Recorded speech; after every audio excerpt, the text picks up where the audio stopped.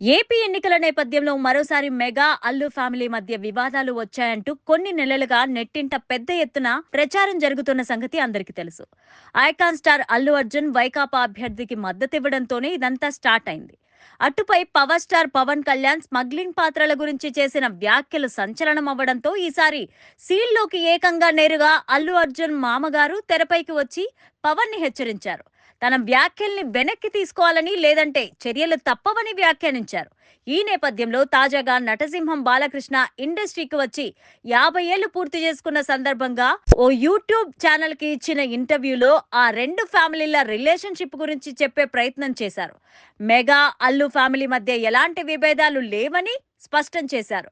చిరంజీవి కుమారుడు రామ్ చరణ్, అల్లు అరవింద్ తనయుడు అల్లు అర్జున్ సాదాసీదాగా సరదాగా ఉంటానన్నారు. ఇటీవలే పుష్ప 2 షూటింగ్ సెట్స్ కి వెళ్లాను. అక్కడ బన్నీ దర్శకుడు సుకుమార్ తో చాలా సేపు మాట్లాడాను. అలాగే అల్లు అరవింద్ గారి కోసమే అన్స్టాపబుల్ షోని హోస్ట్ చేస్తున్నాను అని చెప్పారు. తమ మధ్య ఎలాంటి విభేదాలు లేవని, కాకపోతే బిజీ షెడ్యూల్ కారణంగా తరచూ కలుసుకోవడం వీలు పడలేదన్నారు. ఎవరి సినిమాలతో వారు బిజీగా ఉంటారని, అందుకే బయట పెద్దగా కలుసుకోరని తెలిపారు. కానీ ఏదైనా సినిమా ఈవెంట్స్ లో కలిసినప్పుడు మాత్రం అంతా సరదాగా ఉంటామని చెప్పారు. బాలయ్య వ్యాఖ్యలు మెగా అల్లు అభిమానులకు కాస్త ఊరటనిచ్చినవే.